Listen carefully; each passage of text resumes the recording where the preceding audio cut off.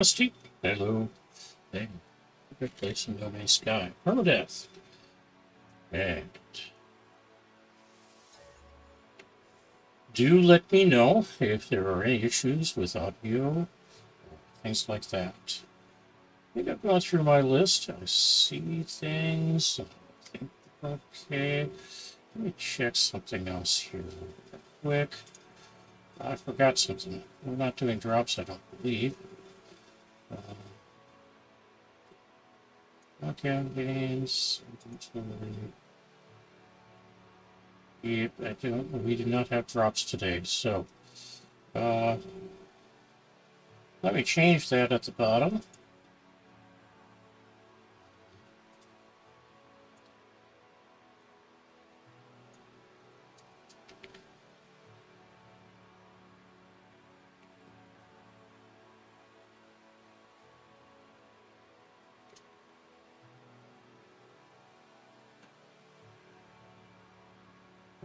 We are going to get a few other things going on here at some point, but we are playing Permadeath. Time to explore. Let's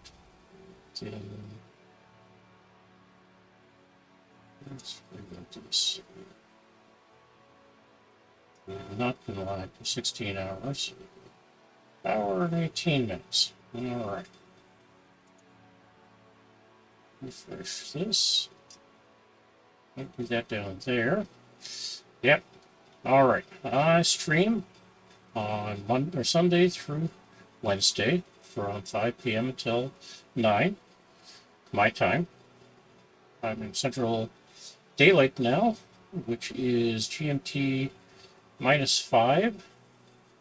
So it is, let's see, it's 5 here, +5 would be GMT being 10 o'clock, 9 o'clock, 9 o'clock. No, 10 o'clock. All right. So we have the Atlas path that we can follow. Follow the space anomaly. Alone reads the stars. Hold off on pretty much all of those at this point. Exploration guide, we're not going to worry about. We can research.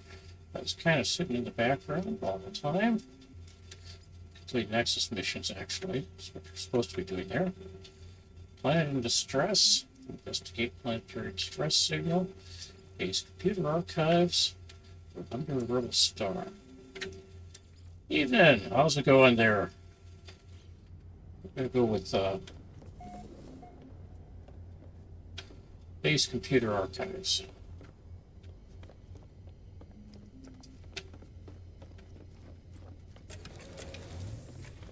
But first, I'm going to make some more money.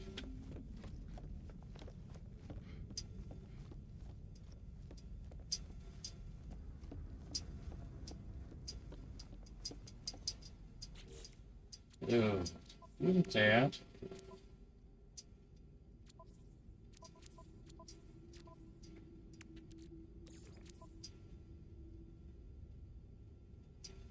Well, for the most part it is. What isn't, I don't think I'm going to worry too much about.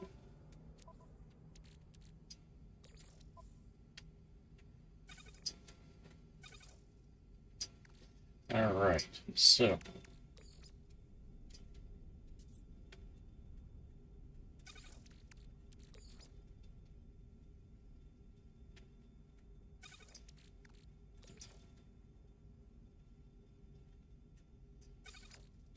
That gets us everything we need to get the miners going, making chlorine. First we make salt.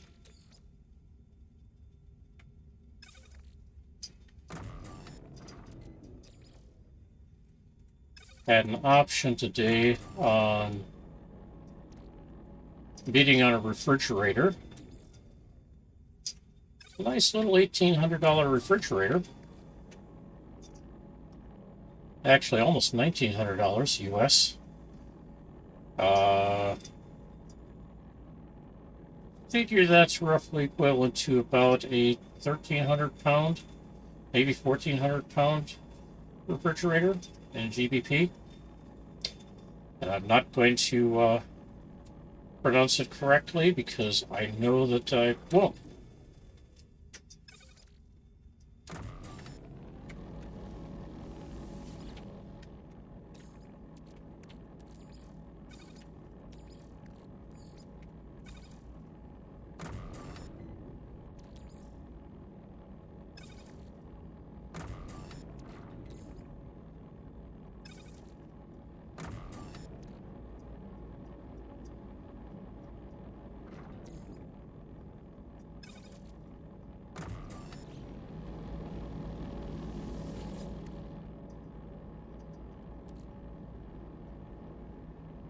The bid that it was starting at when I saw it was for what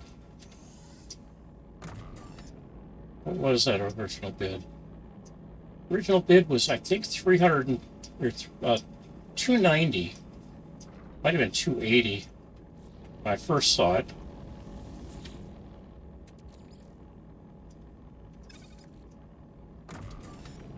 And then it got up to 300, or I bid 300 for it, and somebody outbid me almost immediately.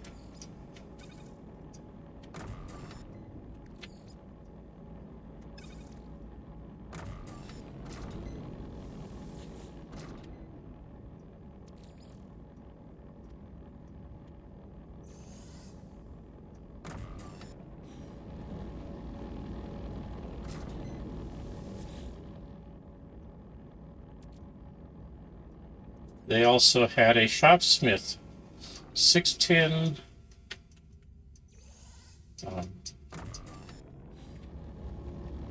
something.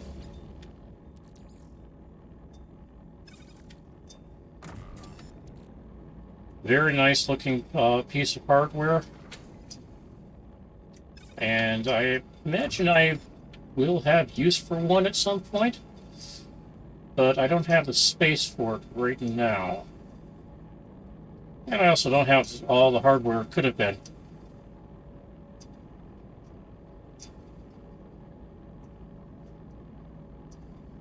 Yep. All right. If you look at my YouTube channel, Rusty's No Man's Sky Connection, there are a collection of videos that I did, I want to say almost 2 years ago now, that walk you through how to survive that first couple, well, let's call it the first couple of hours, and move on to that.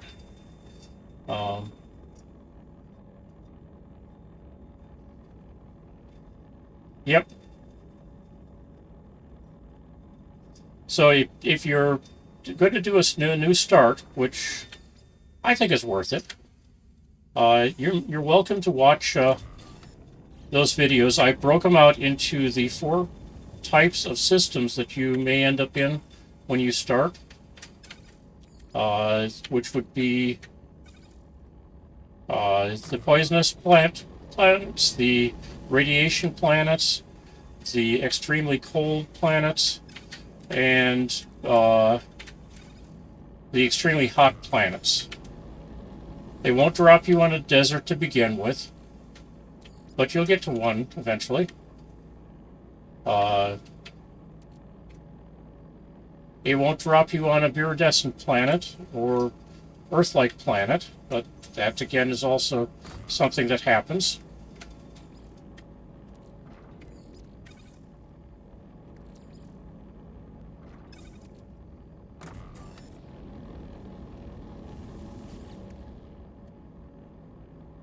So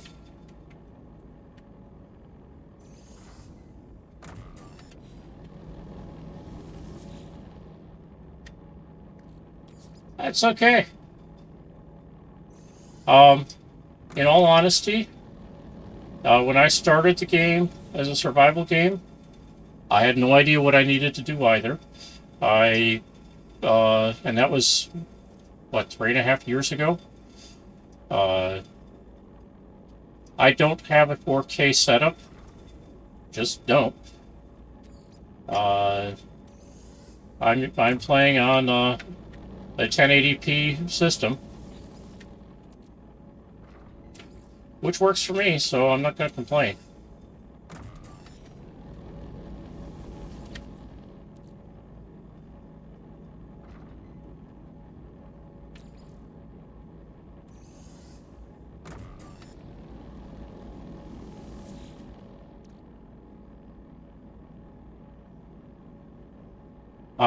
The system I've got is actually the system I'm using here.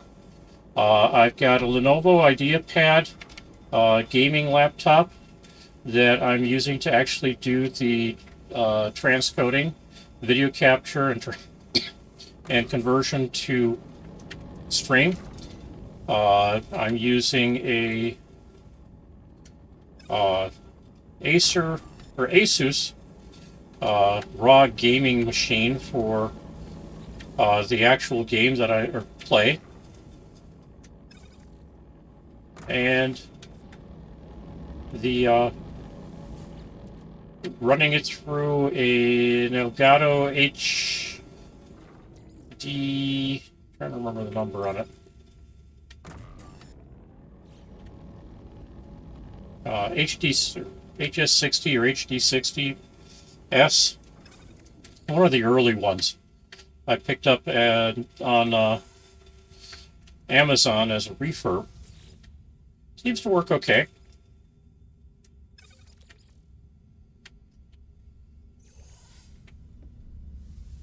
The moment I'm using a fairly inexpensive, for me, XLR microphone, newer NW800, and then let's see what else.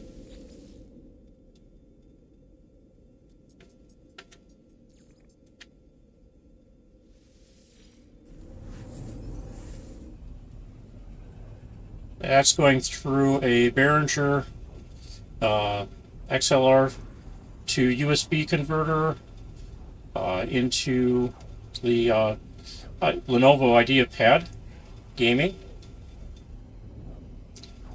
The two laptops themselves were, I believe, $799 for the Asus and $820 or $850 for the Lenovo. So it's not like you have to put a really high end, but yeah, I'd like to do that as well.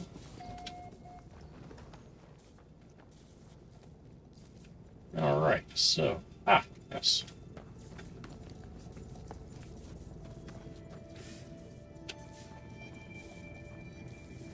These computer archives.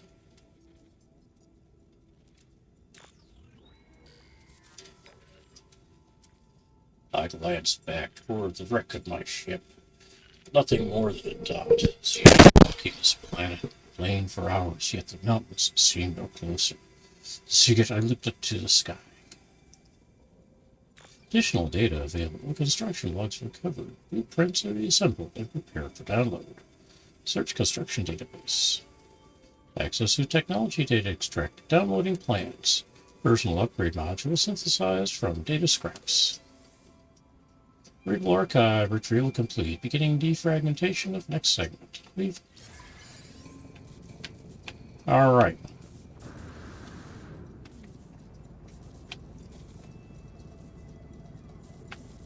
I got the patch apparently.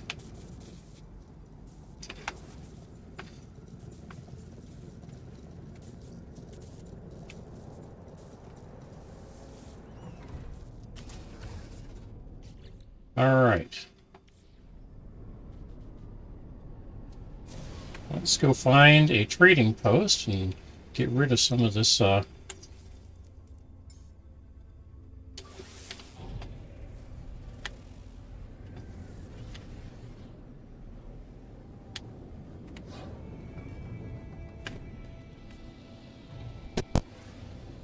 Exploring.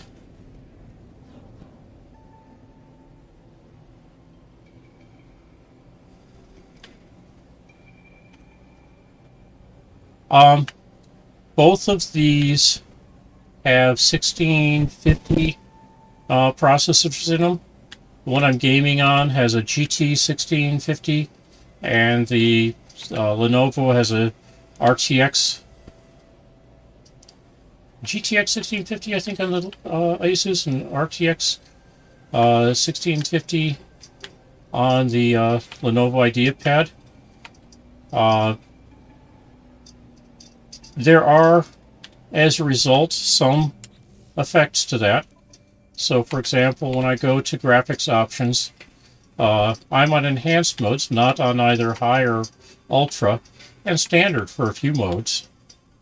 The ATO is off, anti-aliasing, LFX, isotropic,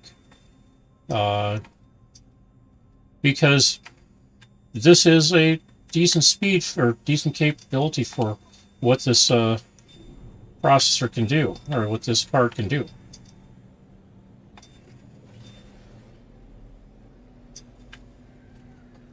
The 2080 would do better, but it's a laptop, so a 2080 in the laptop would bump the price up about another $200 to $300. Yeah. Well, the one thing I would be able to use the 3080 for, I think, would be to both game and stream transcode comfortably on the same box.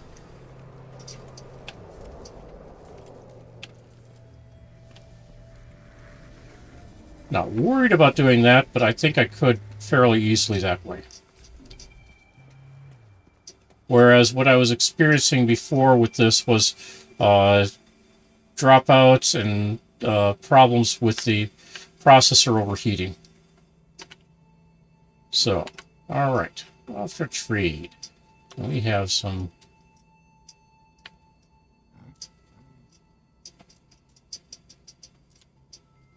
Oh, how about if we try selling? There we go. 2 million units, we'll take that.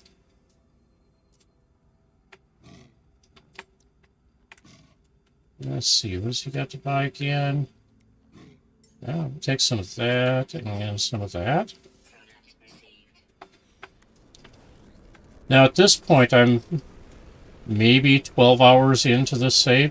I think it was 12 hours 59 minutes when I started the save today, or ended it yesterday. So I'm not in a position where a lot of what I would do is survival level stuff anymore. But all right.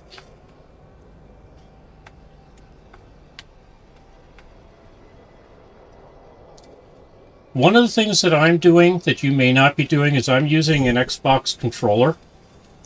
I've got the paperwork for it around here somewhere. It's a nice little controller, but it's a controller as opposed to using keyboard and mouse. But let's walk through inventory here. Start with your suit. I've got more slots than you by basically this one across, and then these 8 as well are new additions, as well as from here across, and these 3 are new slots that I've been able to purchase. Also, I believe these 3 are new slots I've been able to acquire. In normal mode, which I honestly recommend playing, at least for the first few times, what you're looking to, or what you're going to be able to do is you can put up to 9,999 of sodium, sodium nitrate, carbon, oxygen, condensed carbon, and a number of other things into them, or into front or back. And I'm calling this the front and this the back. In survival mode and permadeath, you're limited substantially. I can only put up to 250 of these items in the general and up to 500 in cargo. Technology, you can only put these technology modules, which we'll get to in a bit. Hey, it looks like I've got a battle to fight. Let's go take care of that.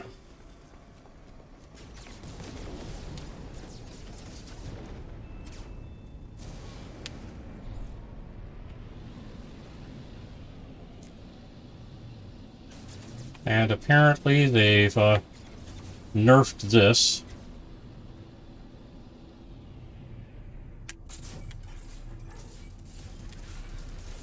Or maybe not.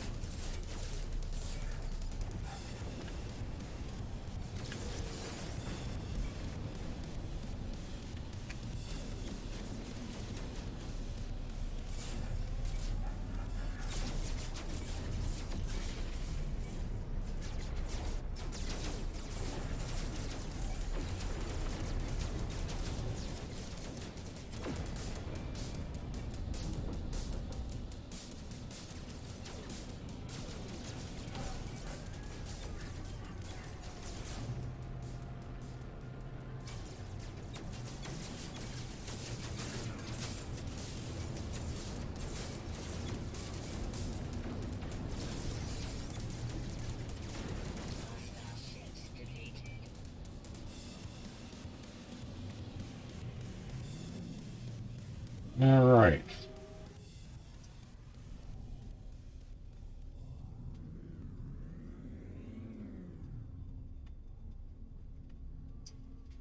Sorry about that. I end up a little bit focused on fights.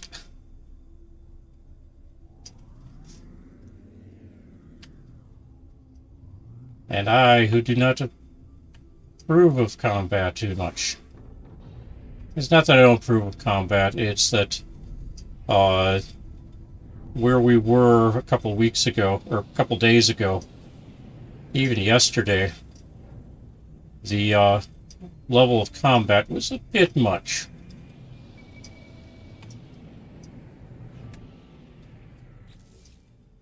All right.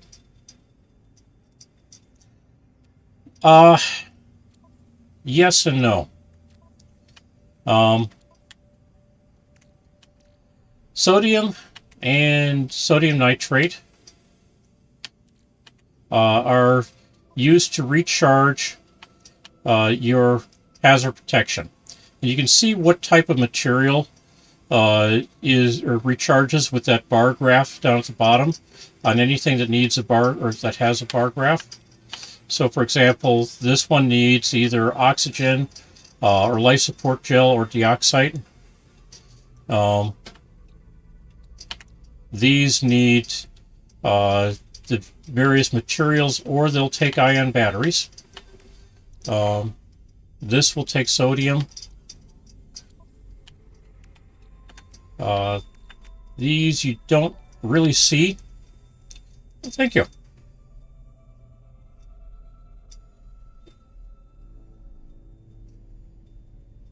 Yeah, they patched that in today's patch. The patch today that came out, they said, yeah, we had those coming a little too frequently. Basically, what people were finding, and some people apparently timed it, is that if you were on the ground someplace, you were likely to see a pirate attack every 3 minutes.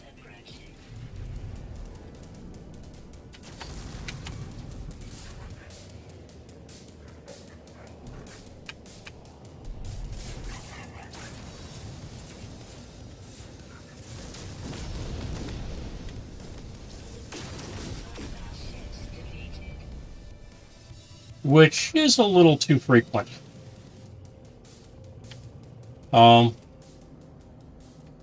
And they pulled that back substantially, apparently. All right, an explorer. Let's hire him. If he's not an if he's a C class. Yep, he's worthy of being hired.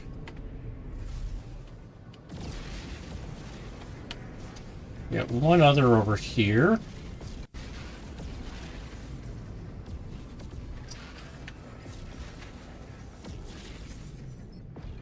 What have we got? Is that a trader?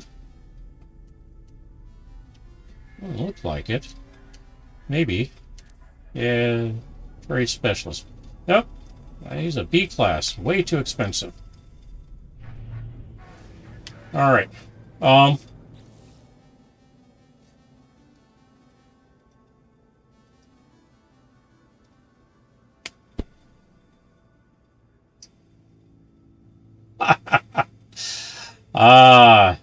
It's actually one of the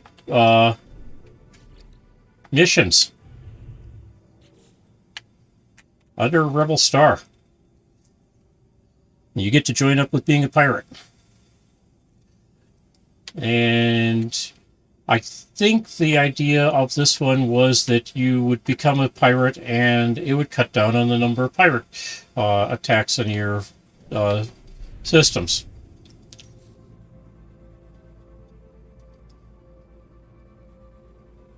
All right. So maybe I don't have all of them yet. Or the update.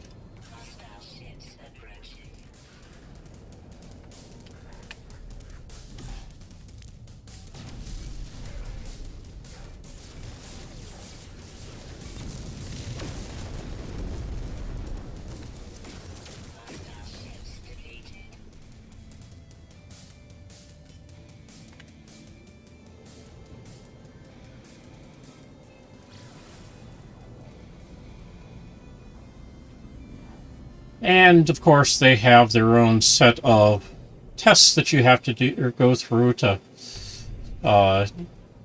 join up with them.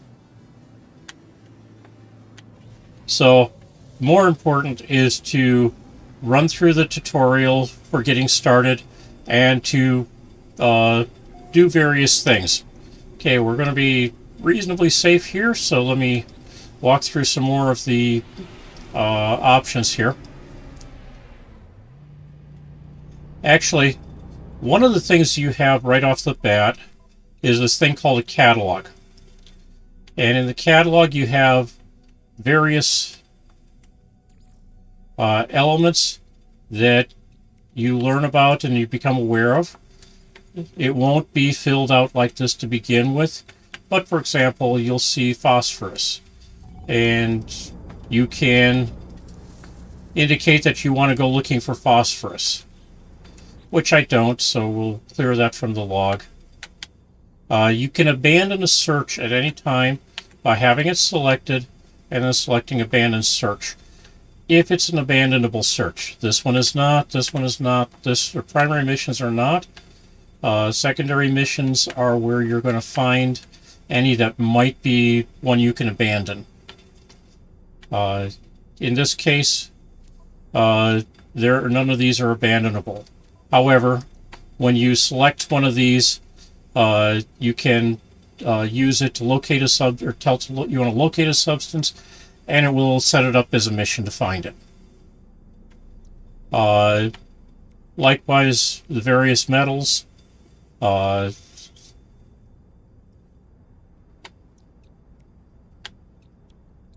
Activated stellar metals, and then the raw plants. Some of them you can grow. This one, this one, this one, this one, this one, and this one you can grow. You can also grow Fecium and Mordite, which I think is here, yep. But most of them you harvest. Some of them you can, for example, dihydrogen, you can switch back and forth between dihydrogen and dihydrogen jelly. and in the process of doing it in a refiner, you can grow the amount of dihydrogen you have. There's various equipment you can get. So there's another option for the drive that I could get. There's options for the different pre-built technology, building or plan options, and we should see a lot of empty slots at some point. Yep, things I just don't have. Trade commodities. These are things that you can collect and sell in quantity. Curiosities. Some of these are useful in building some things. For example, the Walker brain is used in building a what they call a conflict scanner, but it's also useful in building certain types of missiles or basically smart missiles for your frigates that you send out on missions. Some of these, for example, GECNIP or GEC relics, you can use to trade for location information on portals.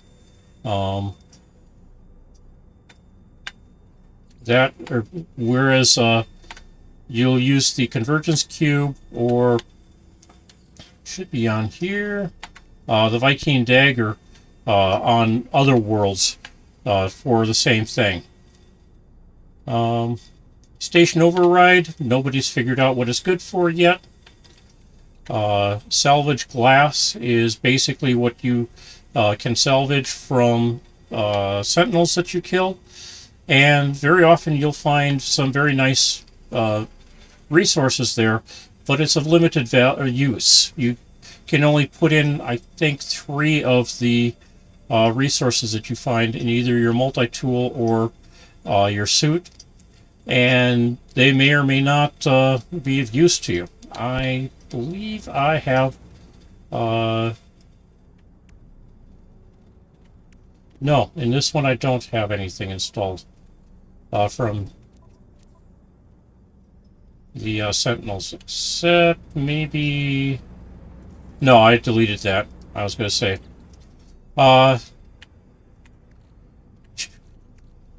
Suspicious packet technology very often will contain 2 things that you can use to sell, or you can use to upgrade or sell. I'm going to use this one here.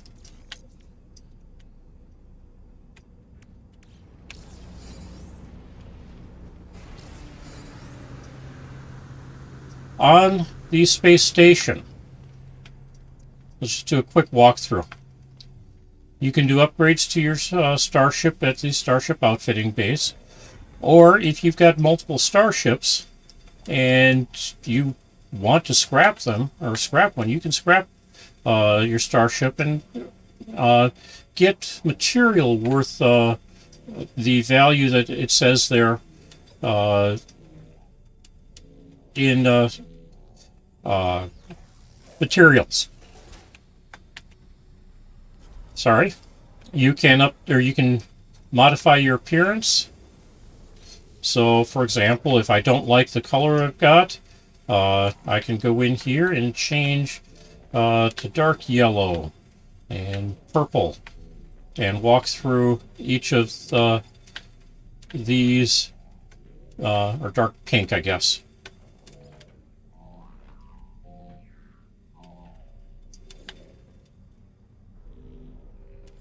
And so on. And you have the option of aborting that, or you can save it into one of 3 saves. You can also change to a different race. By default, you're an anomaly, but if you're in one of the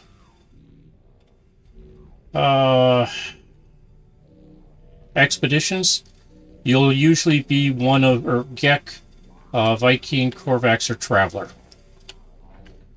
So, not going to say or apply or save the changes. You pick up suit slots here, a couple other places as well, and you can get suit technology from the person in the trading or in the trading booth.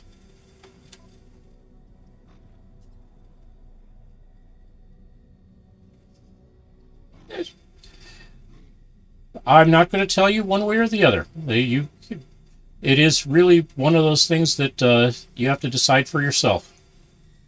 I am always looking for shield technology. As long as I've got X-grade shield tech, I'll be more than happy to upgrade to S-class. From these dealers, it takes what are called nanite clusters or nanites to buy and sell things. From the trading terminals, they take units for everything.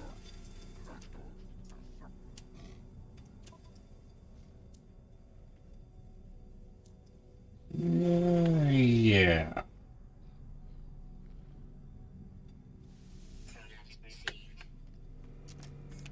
This guy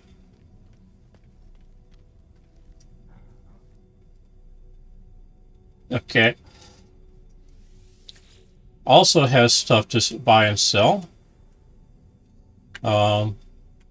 If you've got 5 million units, you can buy your first set of coordinates for a derelict freighter to harvest material from. But you can buy and sell things from him.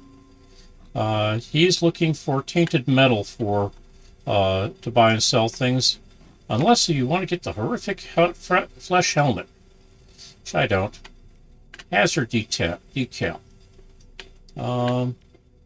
I believe it's available to me because I've already purchased it in another of my saves.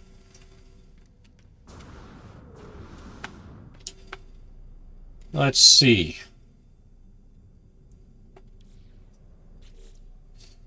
So, that's primarily your suit slots.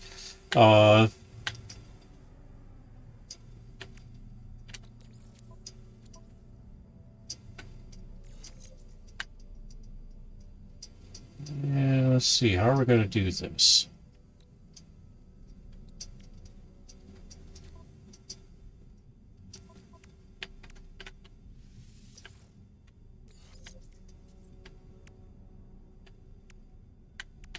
Ultimately, I need this over here.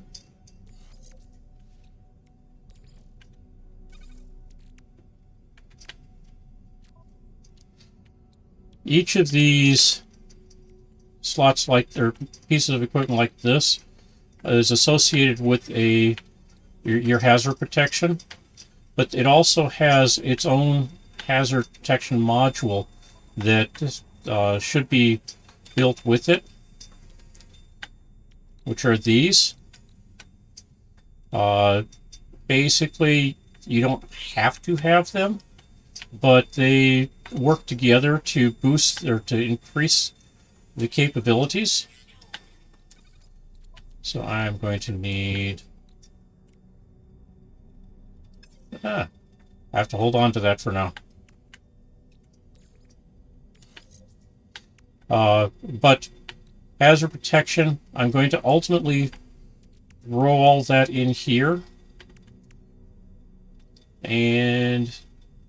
But I'm going to wait until I've got a few more suit slots to actually do all of that work. Although I should be able to get more carbon here. Or more... No, I can't. All right.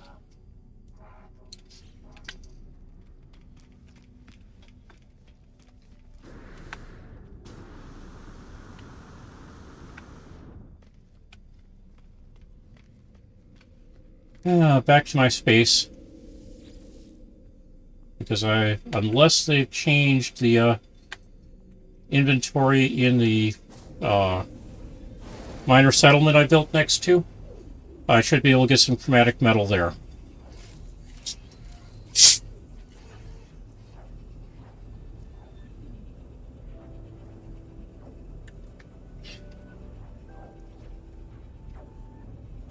And I tend to, I'm perfectly okay with people choosing whatever variety of race or technique they want or play, or, race that they want to play.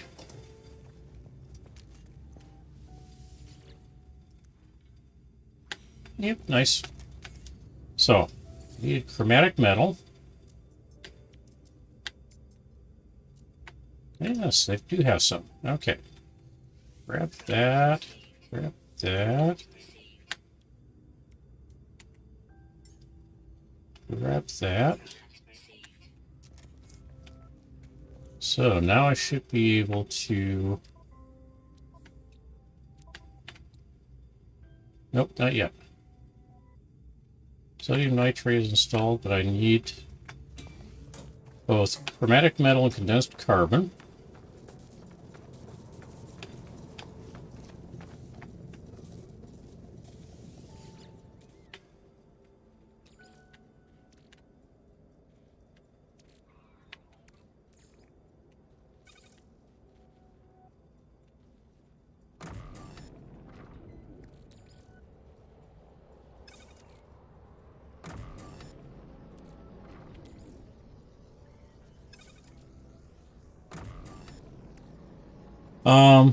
Let's see what else. Your starship now has 3 categories of slots as well.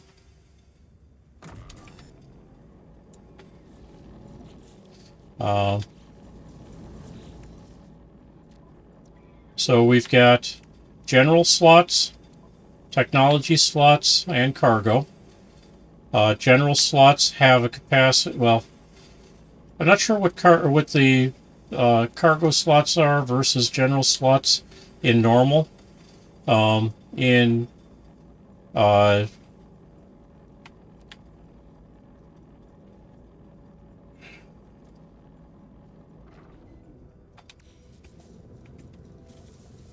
survival and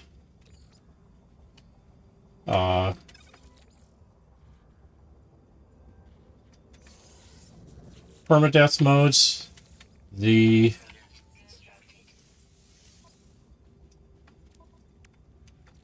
capacities are 500 and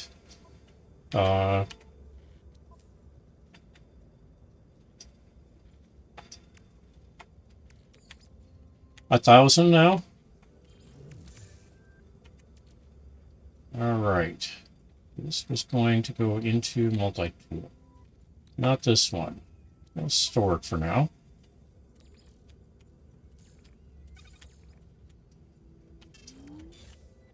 What I'm doing here is I'm selecting to do a quick transfer, and you have destinations that you can transfer things to. Just as you'd expect, I think.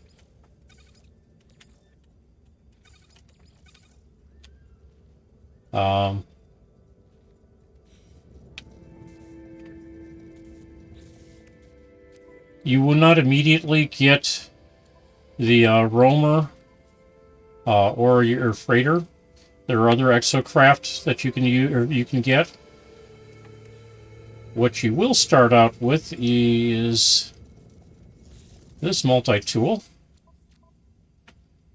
and it's up to you how you set it up. But you start with the scanner, mining beam. Or scanner, mining beam is what you start with, and then the first thing you want to, or you'll build after that, is your analysis visor.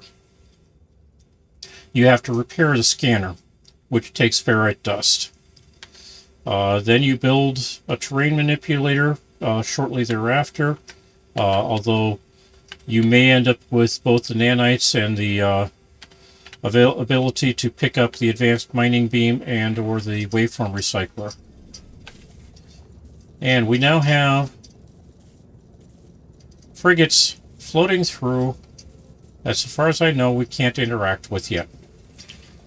They're doing their frigate missions through our systems.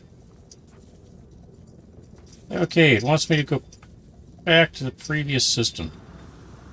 Why?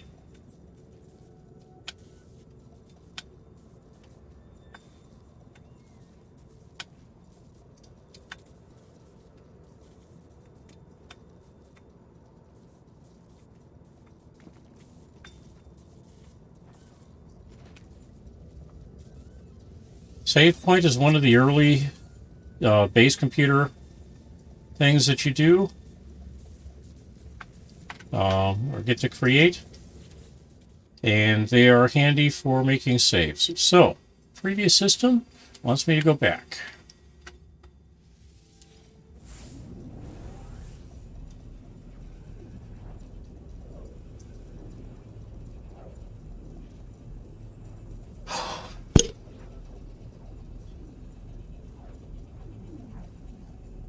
Sorry, I got things done today, but it was not as far in as I would like to have been. Okay, this is definitely a hot mic. Let me know if this is okay or better. These are teleport travel.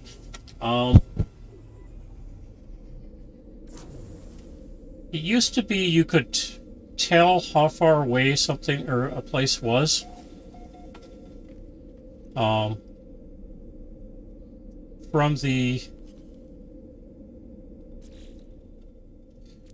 discoveries map. So for example, I've got my base here. It used to be you could see how far away this map was, or this point was on or in this view, but you cannot at this point. Remember, upload all whenever you get a chance. 53 nanites is 53 nanites. In this mode or view, this is your freighter, this is you, and this is one of your bases. I've only got one base of this saved, so that's all we get to see. Also get to see a whole bunch of other places, some of which I've been to, some of which I have not.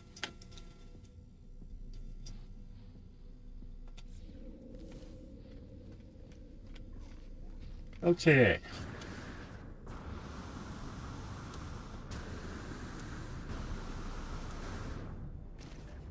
And we are back to Alone Amidst the Stars. So, mission target is another system.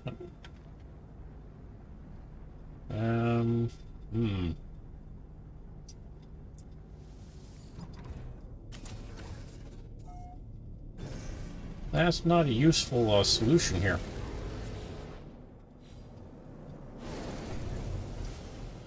The alternative, well, one of the advantages to going that route using the teleporters is you don't use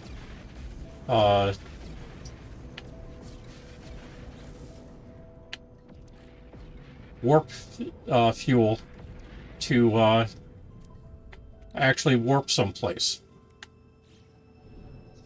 So I'm going to have to. Orbital station coordinates received.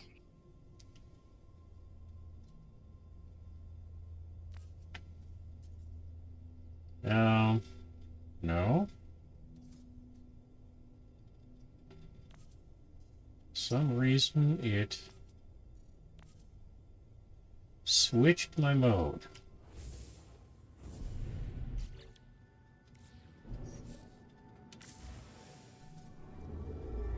All right.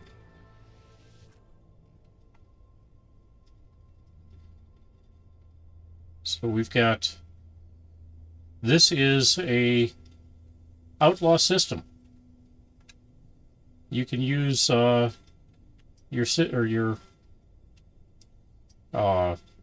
various keys to expand and contract this view. On my controller, A is to warp to it, Y is to minimize it, this mint view, or expand it. And I'm going to warp over there. This takes fuel, but the downside to the teleporters is that you can only go where you've been. I.e., if you haven't been someplace, you can't teleport to it. Which makes it a little less useful for the exploring part.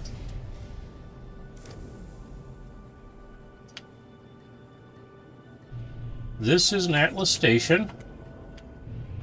Atlas stations are very useful, but not for this part of the mission. This is a pirate station. Not to be confused with an abandoned system station. Which I haven't been to in this save, so something to look forward to.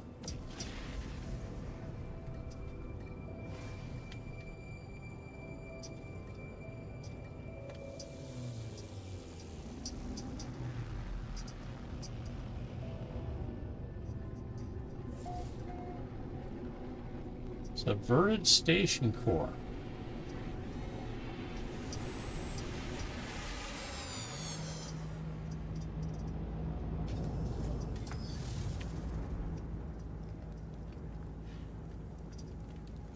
So let's go see the Subverted Station Core.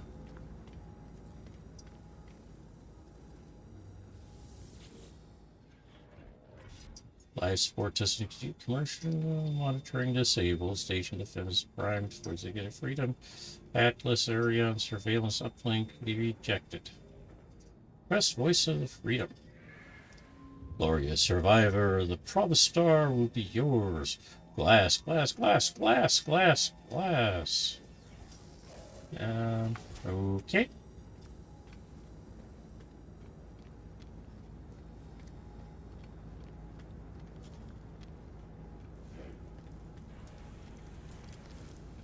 Salvage technology dealer.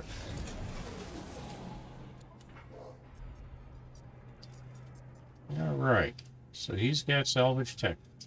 Suspicious, Starshield module. Alright.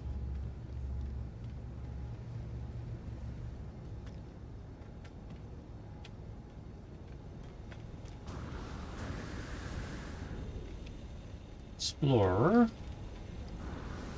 Ah, here we go.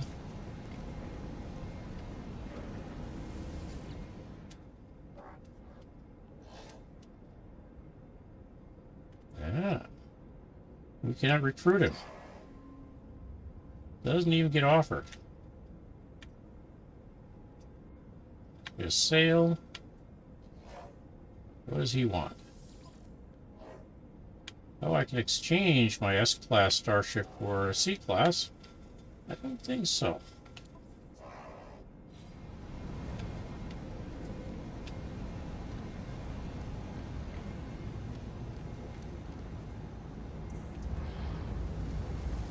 Yes.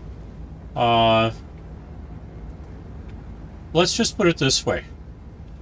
There are people who've made skee-ball games in No Man's Sky. If you go out looking for the videos, somebody has made a digital clock that keeps time in No Man's Sky.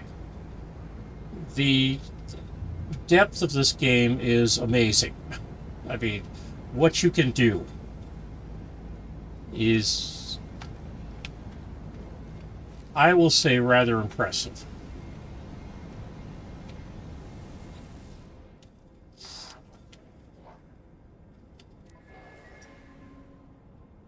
Yeah, he's got okay. Blood salt, smuggled goods, defense chits. Never seen them available. Well, I take it back. I have seen them available for sale. Platinum. Okay. And from a pirate station, you can teleport to other pirate stations. Clearance not granted for locations that are not pirate stations.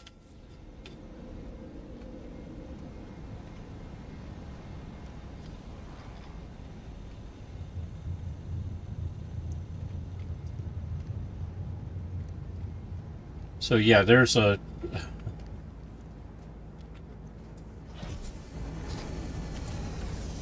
lot that you can do in this game. Oh.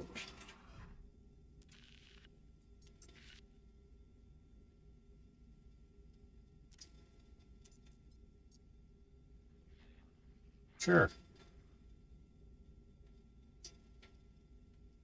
Oh.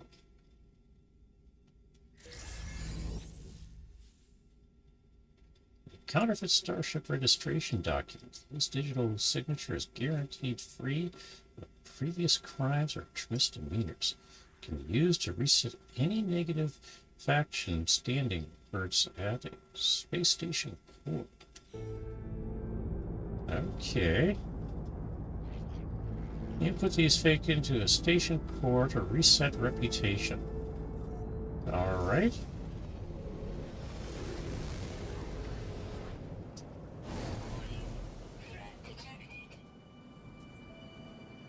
Alright, where is he?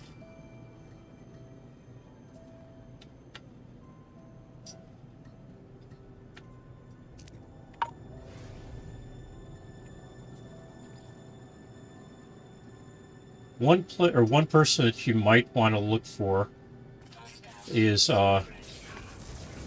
Zane Caloric.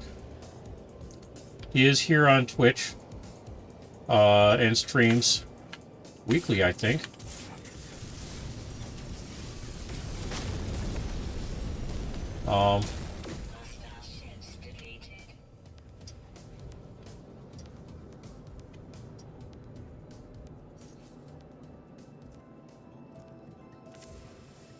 He also has a collection of tutorials on things like the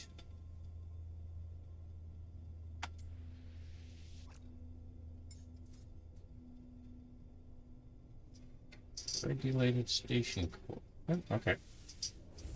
Wants me to go to something specific.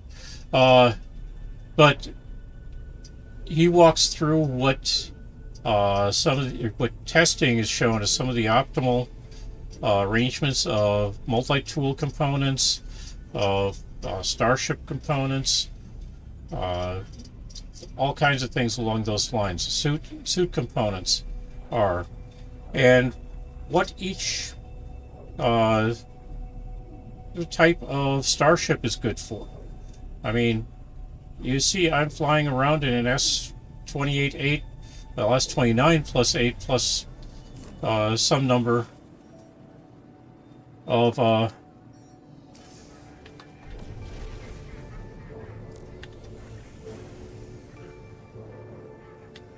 shuttle. Well, a shuttle is considered pretty much the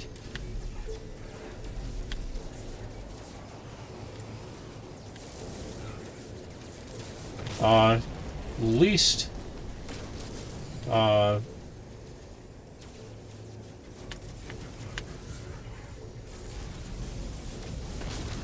capable starship,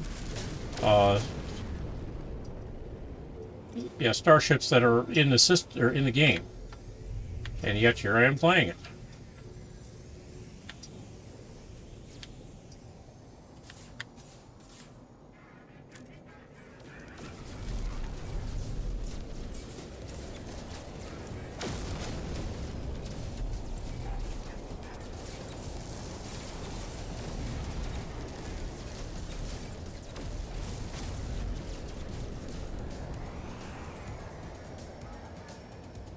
I have my own reasons for that. Mostly I'm going, or in my experience, it just kind of works.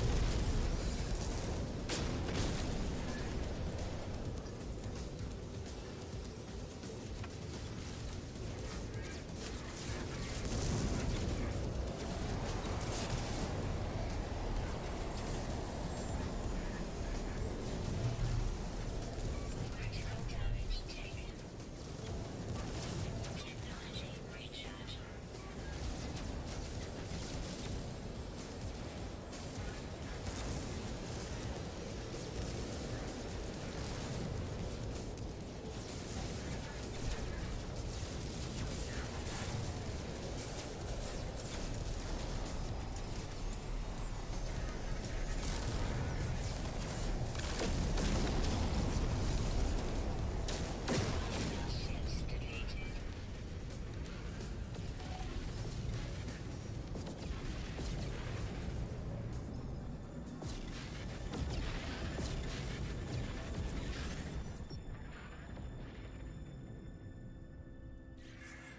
I assure you that is not the Alert. captain of the starship. Received. The freighter.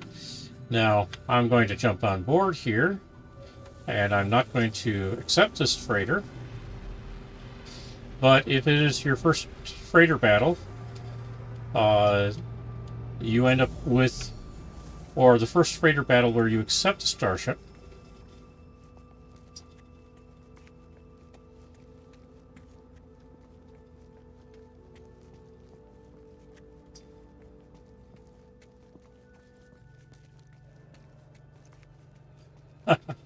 Okay.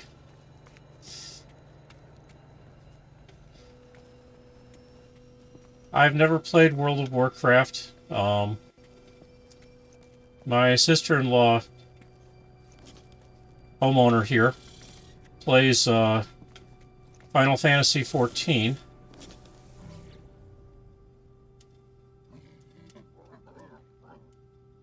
So, Spec Freighter. It's a B class. Very nice.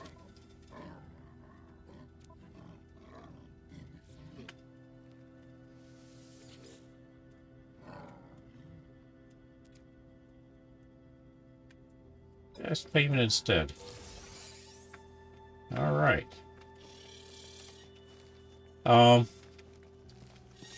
I've never played Final Fantasy XIV. It doesn't have a draw to me. I mean, I can see why it draws people, but it's not. I'm not interested in it. Kind of the same way for World of Warcraft, although that's more along the lines of I was never really interested in what it could do for it or for a person.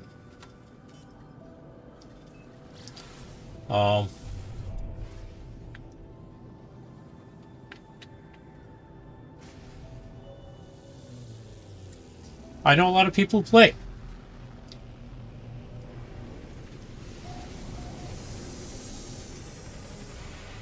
Dude, what's going on with your starship? Oh, it's gone now. Okay. All right. This resets the reputation? Somehow I don't think so.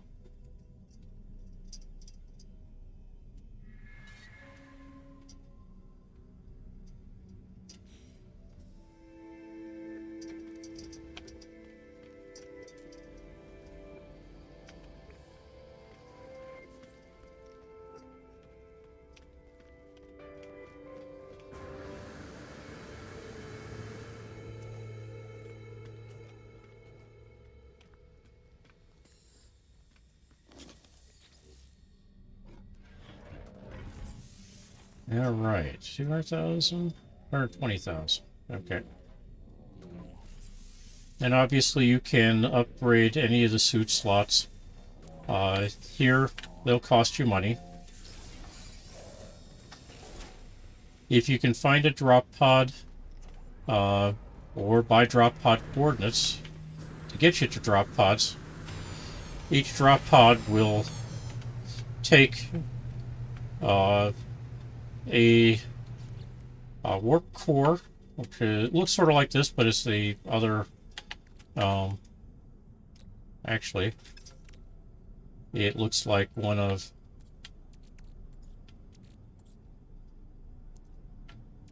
Where'd it go?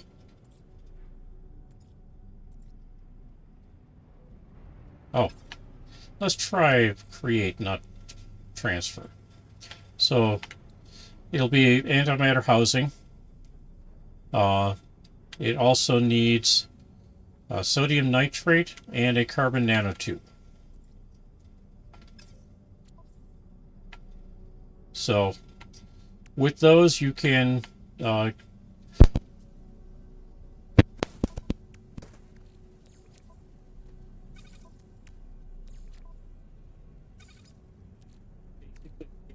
Starship effective, or not, sorry, a suit slot effectively for free.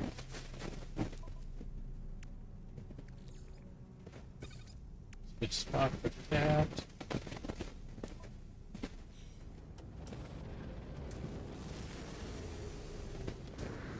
Okay, Viking system, so let's take a look at the multi-tool. See what accessories we've got. Not mine. Ah, it's a B-class. Not going to compare it because depending upon which one I've got right now, it's either going to be no comparison whatsoever. Okay. Viking. This is the only space stations that this is true for. On all Viking stations, they have two of these. One here.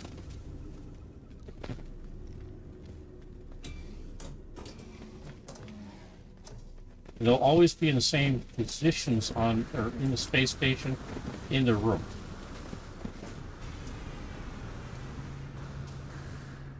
The exception being an abandoned station where I think there's only one.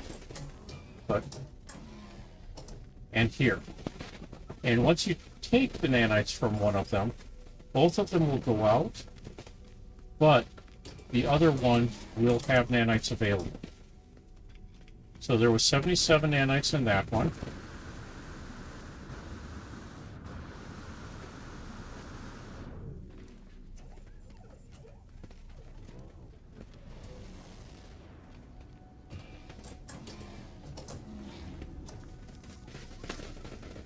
And 56 nanites in that one, so 120-ish, 123, 22 nanites, I don't know, something like that. 123.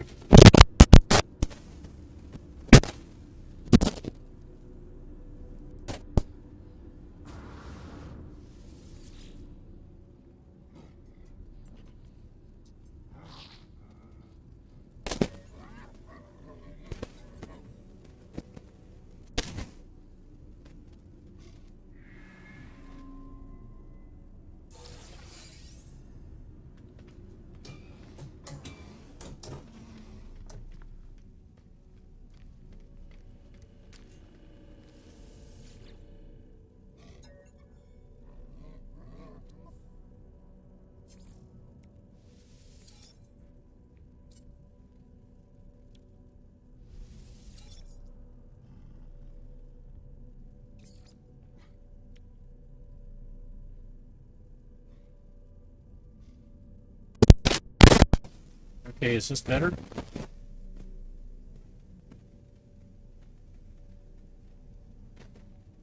And yes, I understand it can take some time.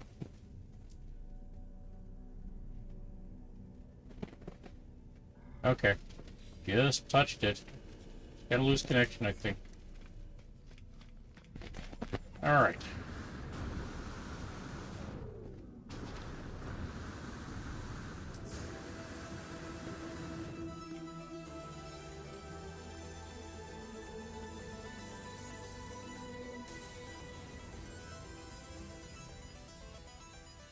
On all space stations, looking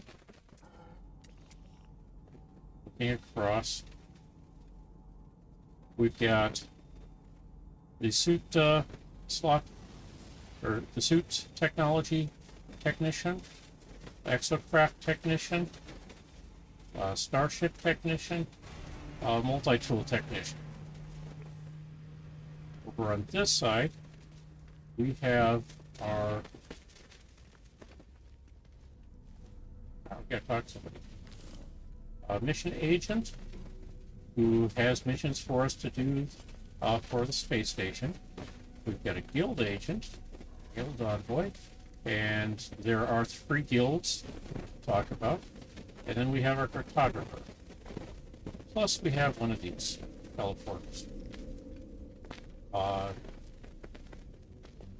This guy is a traveler.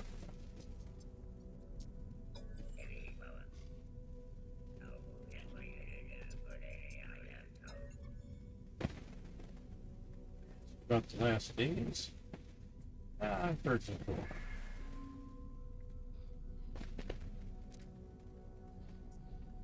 Okay. Then we talk to him again. Second time we talk to him. Guess where he came from. And he gives us coordinates to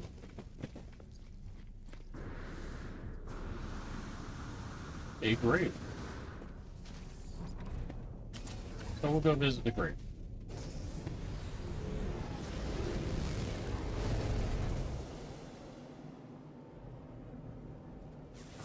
Alright, what do we know about this planet? Coral, okay, copper, gold, silver.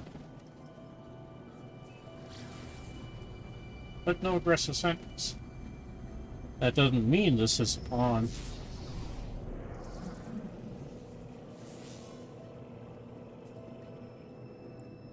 Okay. Might have missed that one. He's not on this planet. So, let's see what this planet is before we land on it.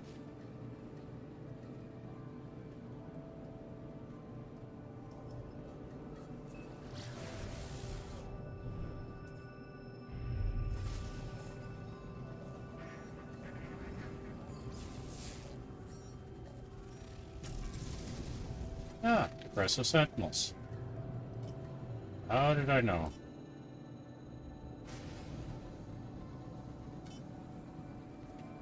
Probably because I've run into this issue before.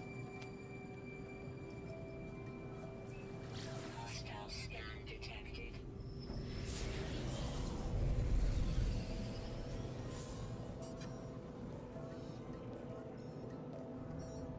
Warning. Threat detected. All right. Hostile ships approaching.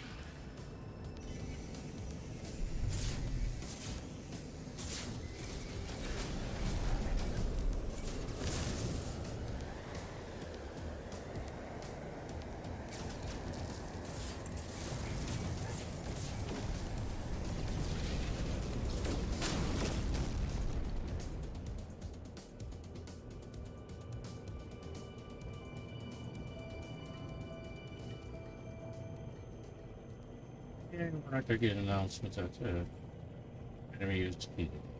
All right.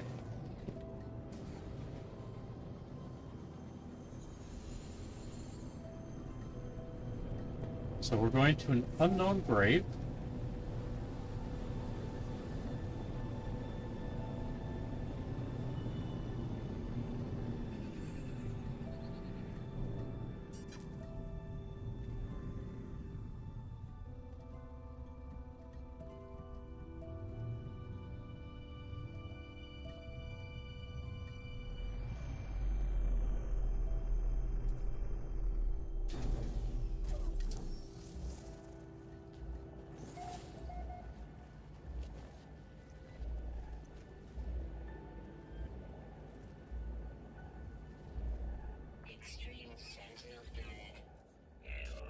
Because it happened to me, it saw my sister. Continues to get a little bored. Grabbed of it to get a red glow as master protection. Well, travelers, radius, multiplied with number tag. Some English technology. Track hit, good. Gain a blip, with it, ability, travel. These follow travel. Okay, we got 4, 6.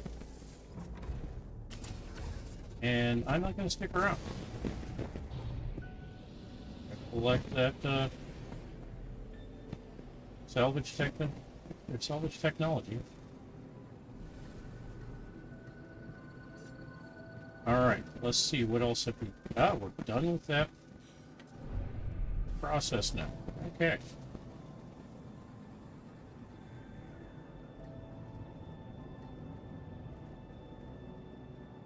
Let us head back to the system where our freighter is.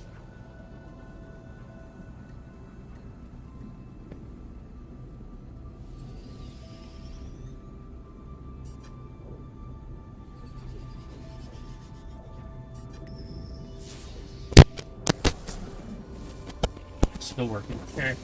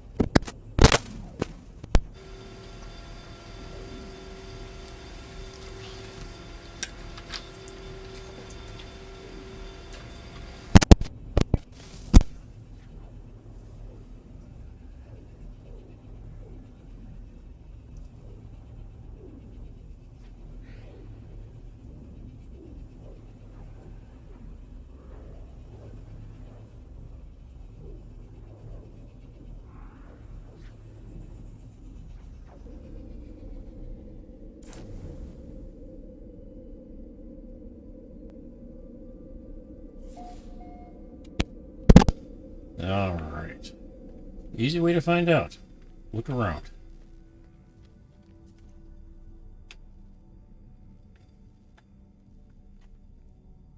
No.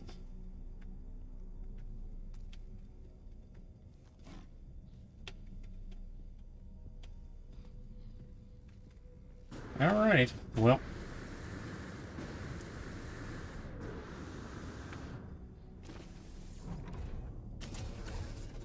In that case, let's go travel.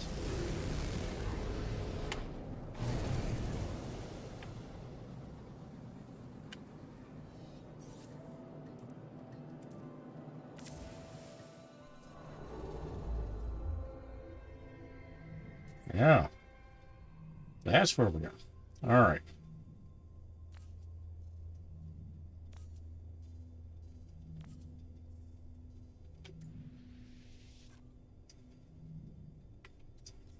So.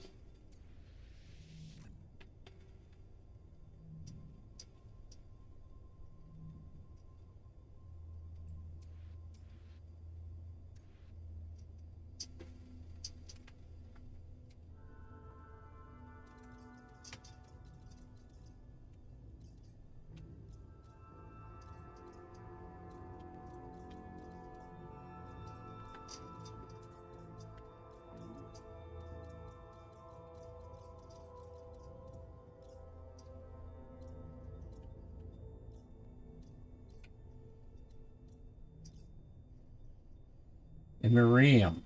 Okay. Out of jump range.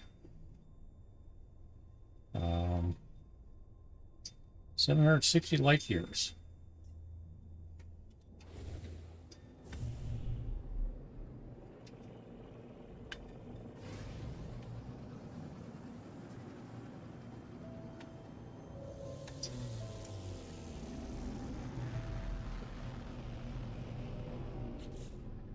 Over 60 light years seems awful short for as much as I've got here.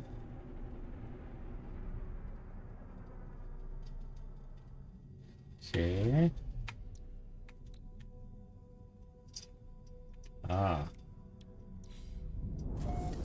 Really, I've only got 2 distance upgrades.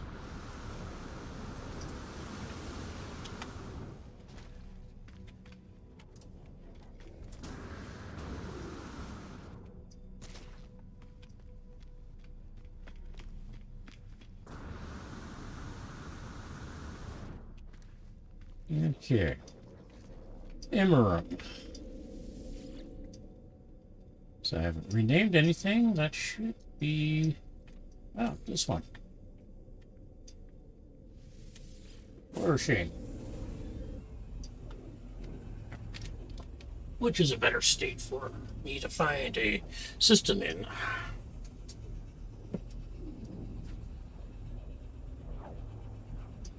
Ah.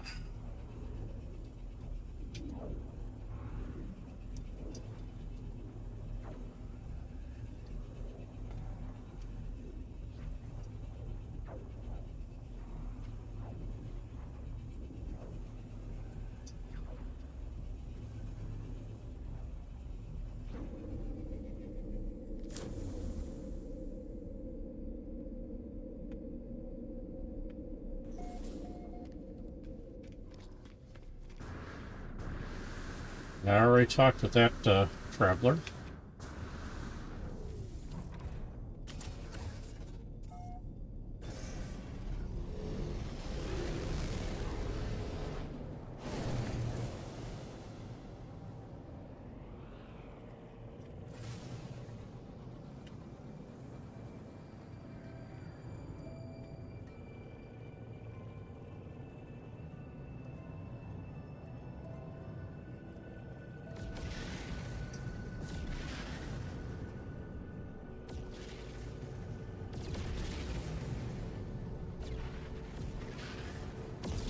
Yep, the icon's right at the top of my screen. Sorry.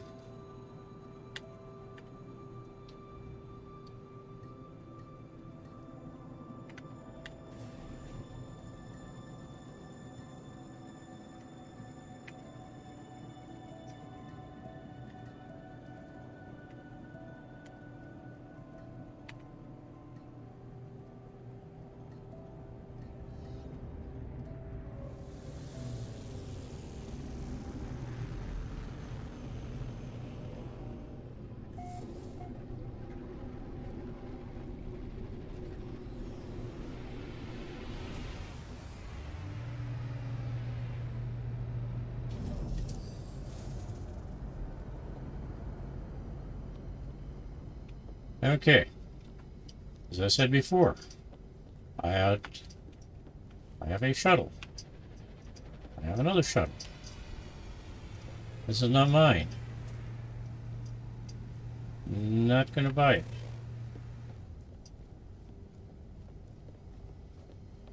I have an Explorer, another shuttle, and I'm hanging on to Radiant Pillar for now.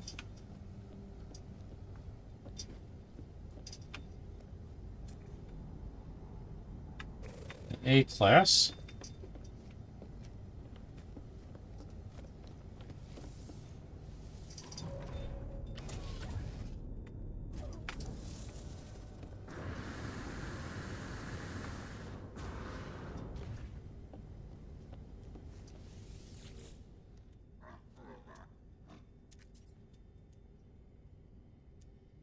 Let's see what you got.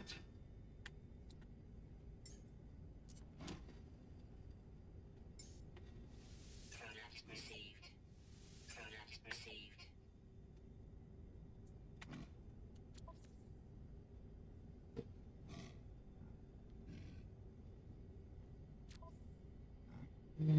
don't think so. Let's negotiate prices here real quick.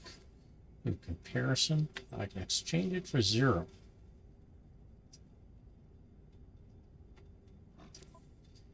But that's because it has more slots available. I think I'm going to hang on to it.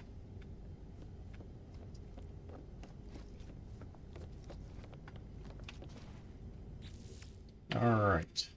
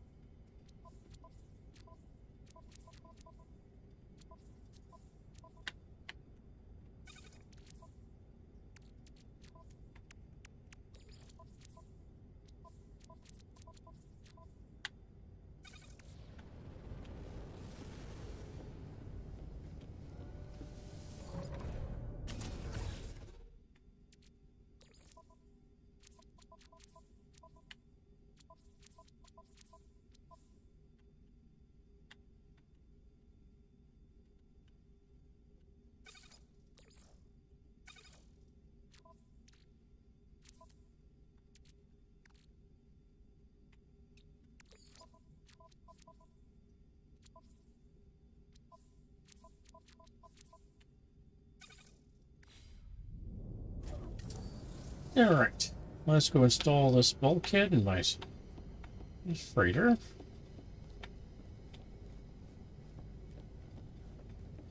Now, the addition of earning bulkheads, honestly, is, I think, one of the most underrated updates to the Outlaw series. Prior to Outlaw, the only way you got bulkheads was to go to, or was to investigate, or was to go to a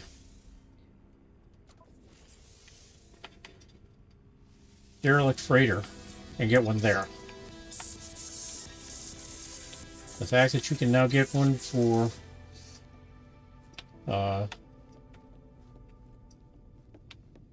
having saved a freighter, to me, is a win.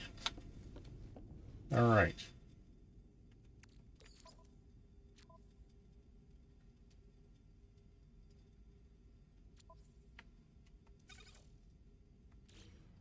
A ship like this freighter. All right.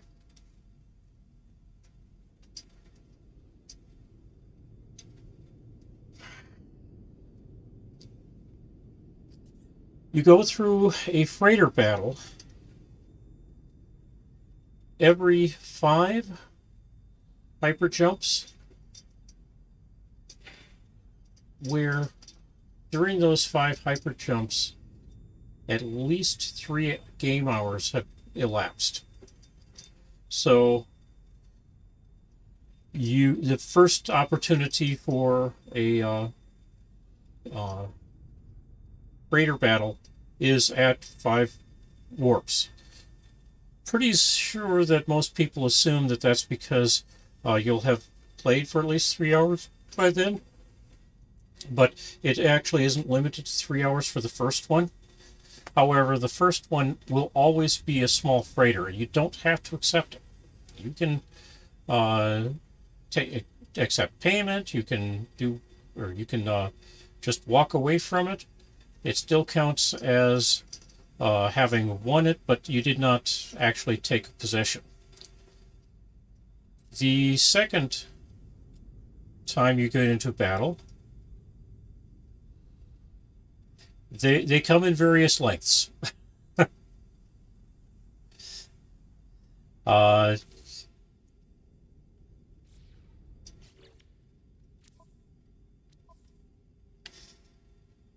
Yeah, this one is a fairly short one. In at least one of my saves, you see these paired spheres on the side. One of my saves, the freighter has like a dozen of the paired spheres. They might be storage, they might be shielding, who knows what they are. But there are far more of them. But it doesn't change the capacity.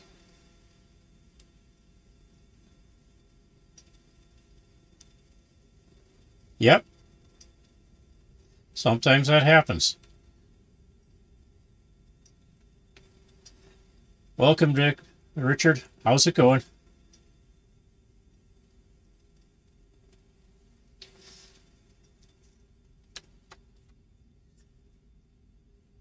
There is that. If you don't take that first small freighter, you don't have to pay for the second large freighter. Or your first large freighter, depending on how you want to count it. You don't have to pay for the second freighter that you fight for. However, you may have to go through a process of saving and restoring the game to get a decent, a better freighter. Now you may have seen that I just added a slot or storage slot to this one. I think like right about here. I earlier added one here. No, I added this one here. Previous to that, I'd added at least two of them here. I think another one along the way here. So basically, I've got 5 more slots I can add to this freighter here, and then I can add at least 6 more slots here. These 5 and this one. And there's technology that will fill all of them up. You don't need to fill all of them up, even with knowing all of the technology. But that's that's an option. One of the reasons I did not take the freighter that I just won was that I don't need it. The other reason is I didn't have the 120 or 100, however many million I needed for it. Finding even in one of the talking, it's tough, difficult even sometimes. All right.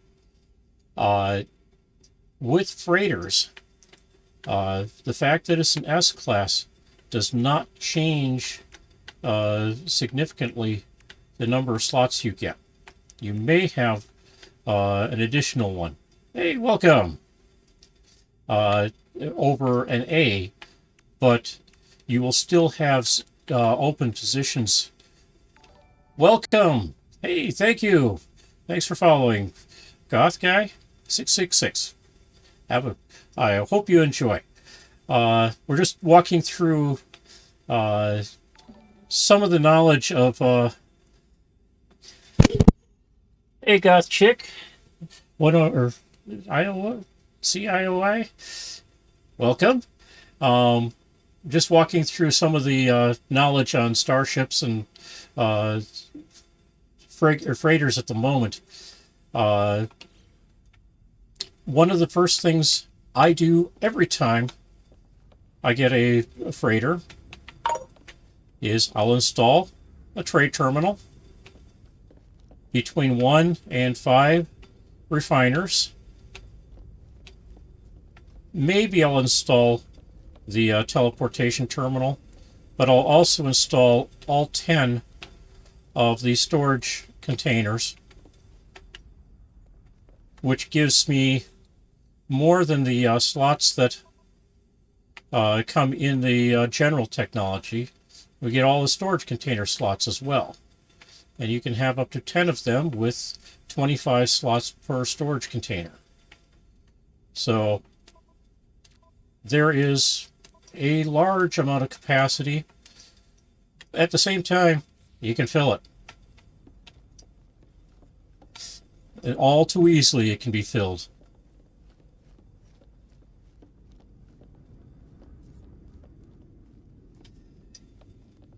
Well, there's something to remember about learning curves.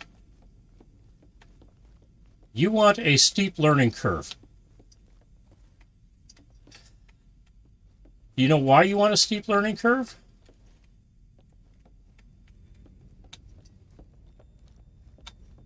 Because a shallow learning curve means you have to learn over and over and over, time and on and on. Whereas a steep learning curve, you learn quickly.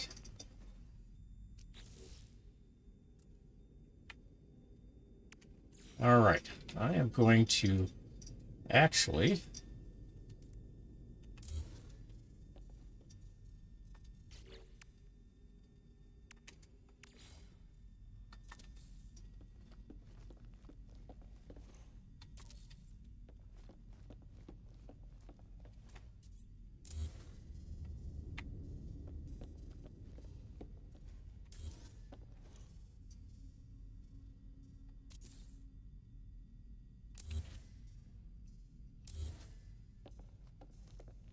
clean up a few things here.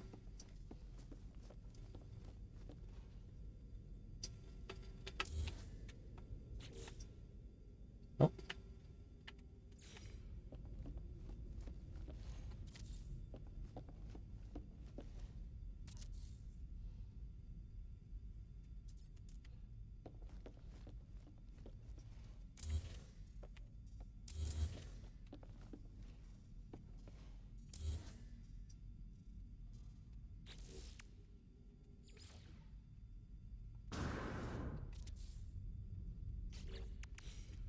All right, gives me a little bit more space to work around in.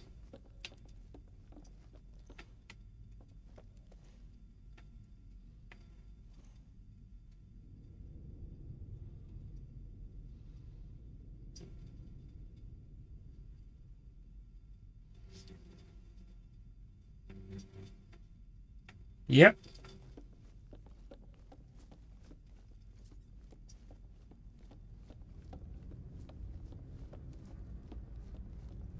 Well, one of the menu items will change whether or not you're playing third person or not.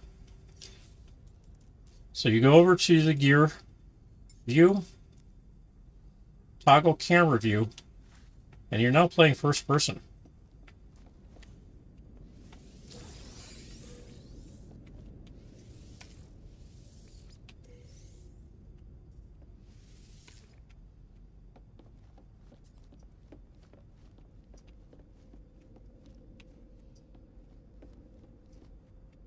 All right. One of the things I wanted to do here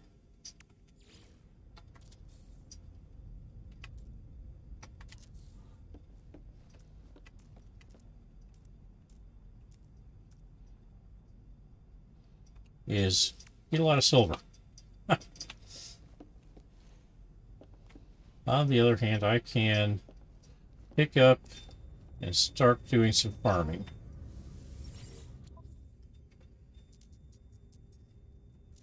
Oh, I can get silver. Doesn't need that much.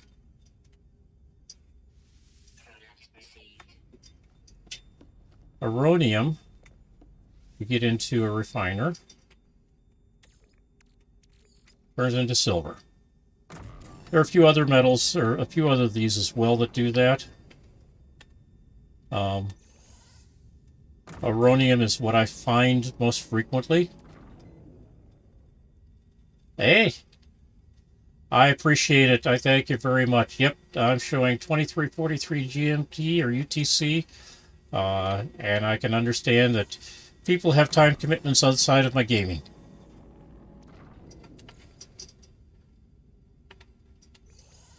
So thank you for swinging by the routing. I appreciate the raid, and I wish you a wonderful night.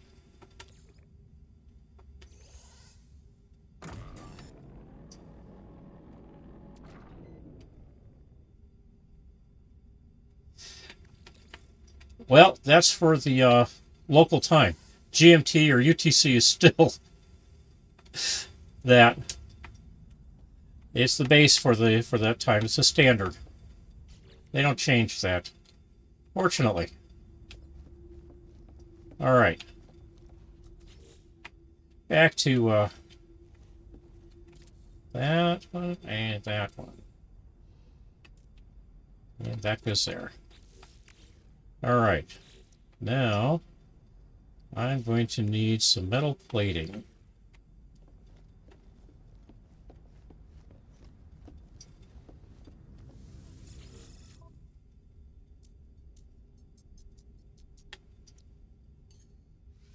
No free slots in suit inventory. No free slots in ship inventory. Okay. We'll go with, we'll try for 100. That should be 10 slots. I think I've got that. Product received. I do. Okay.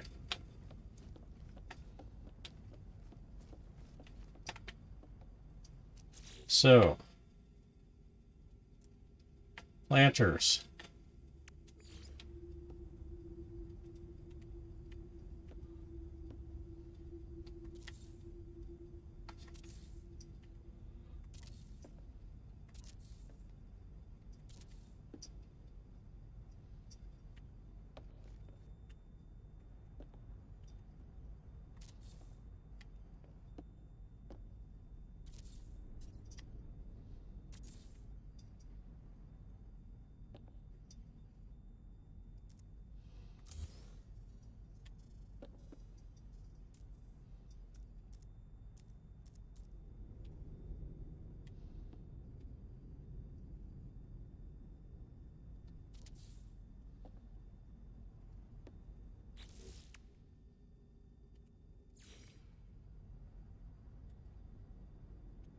You don't like that spot. Oh, no.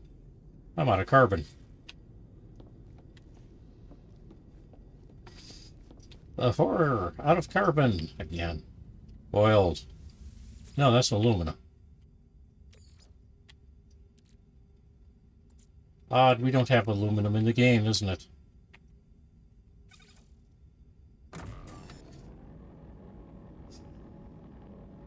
Ah!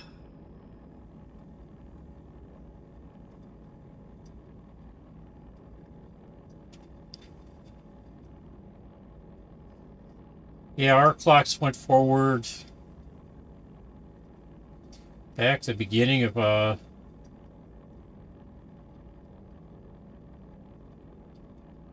March. We are officially on daylight savings time more than we are on standard time.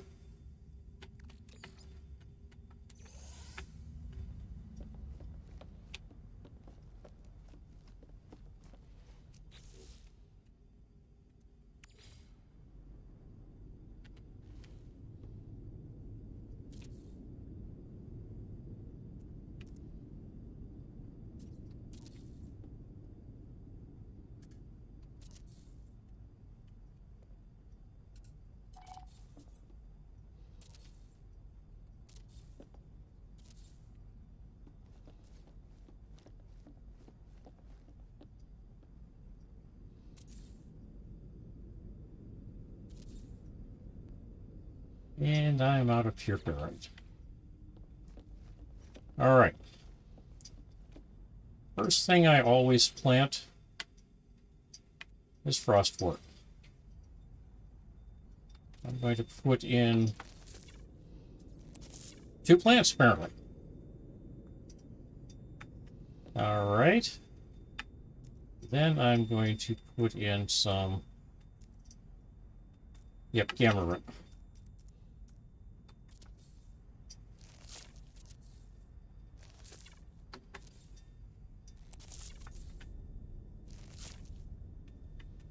And that's all the gamma root I'm going to put in.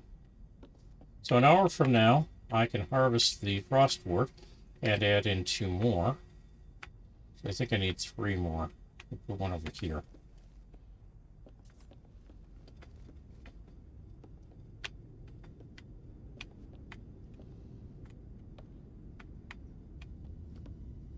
All right.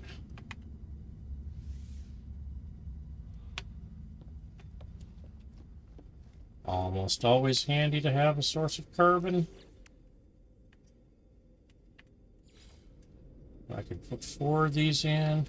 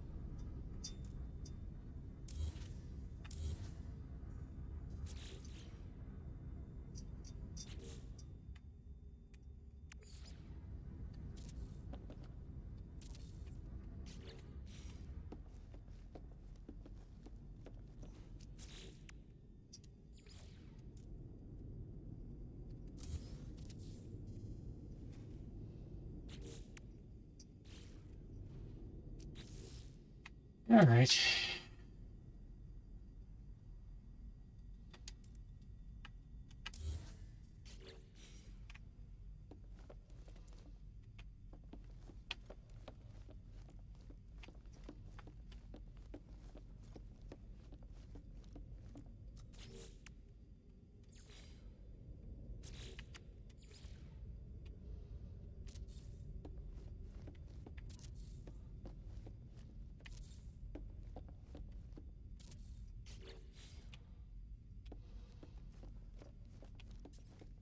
And we're out of silver, or we could put in more, but really we don't need more than about 7 to 8 of them, so that's a good story, a good point.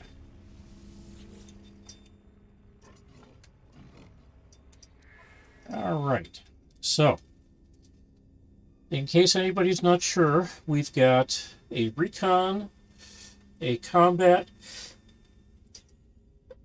and an explorer. So I can either send out 2 different missions, one combat and one recon or explorer, or I could send out one with both of them. Sorry, moving the mic a little bit so I can relocate. Move the mic back.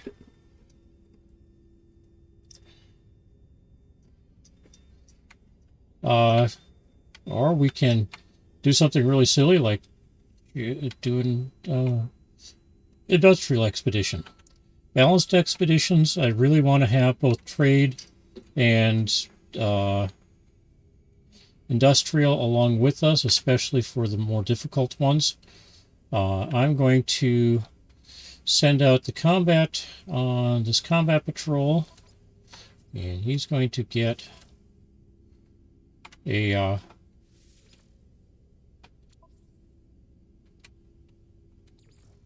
no, he's not going to get one. I was out of the mine or the smart missile swarm, but he's at this moment a parity for that mission. And then for the discovery, we're going to send out both a recon and discovery. And until we get more starships, that's kind of what we're stuck with here. Oh. And I've got nothing to boost there. Okay, well, our explorer is going to come back damaged. Sorry, dude. All right, 3,218. I think I need 3,500.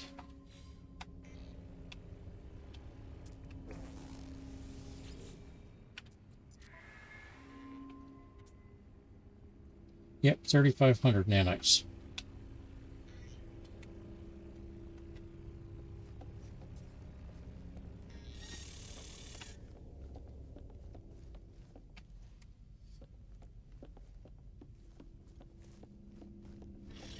Yeah.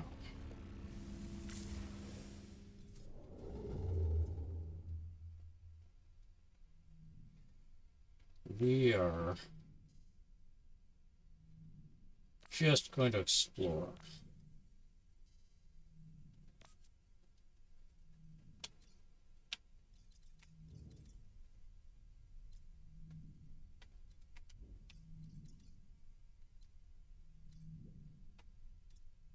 Actually, what we're looking for here is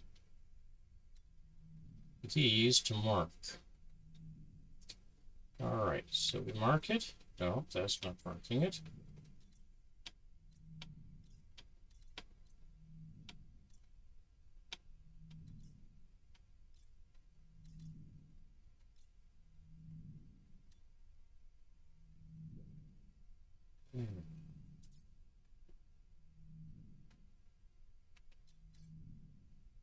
Okay.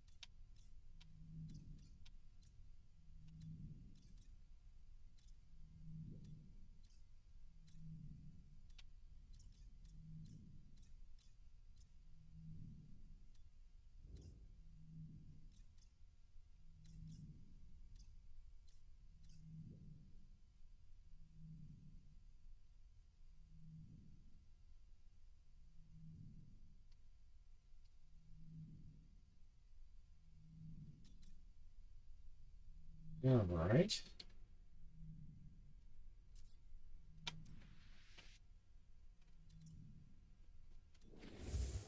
This is not working for us, so let's see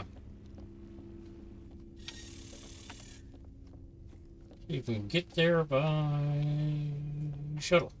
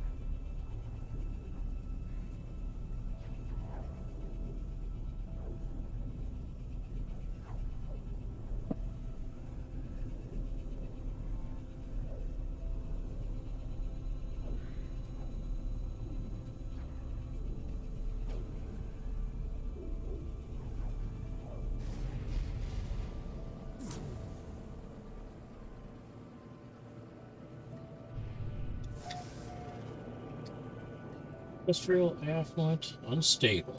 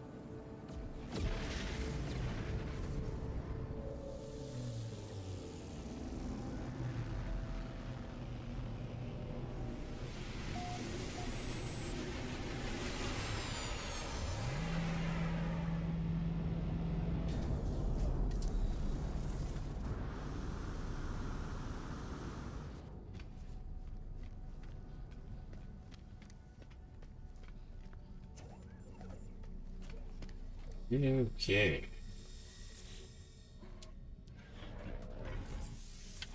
Oh, 30,000 units is good.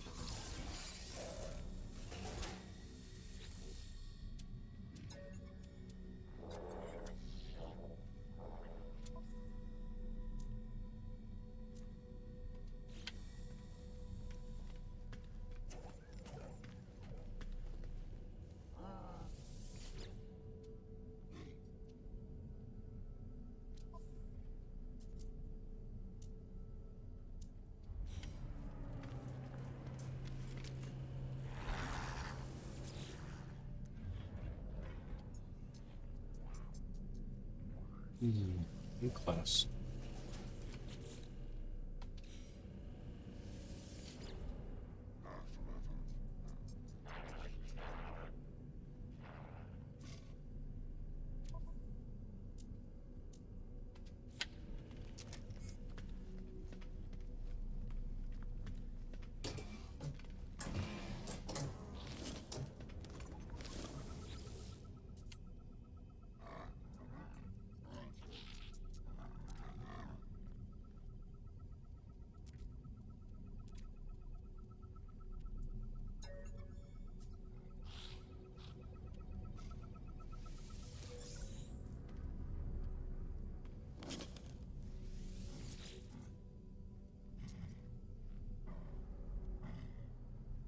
Let's go for the knife. Blade.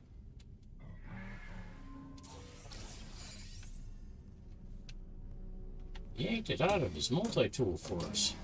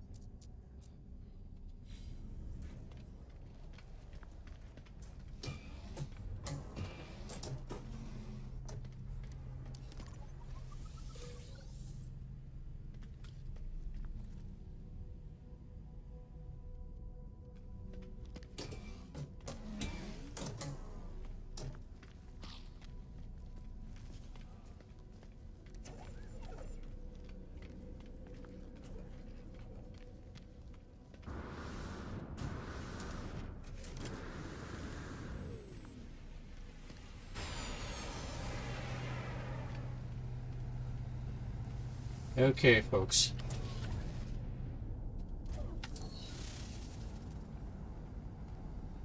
E36 to 11 plus 7. 19, 5 plus 5. That's 28, 8 plus 8. So 15. 8, 28, 8 plus 8. Alright. I really hate to cut it short like this today, but for some reason I am not feeling well. Don't think it has anything to do with what I just drank. So I'm going to wish you all a good evening. See about getting some rest. And we'll be back tomorrow. Hopefully better rested and all that good stuff. See where we are.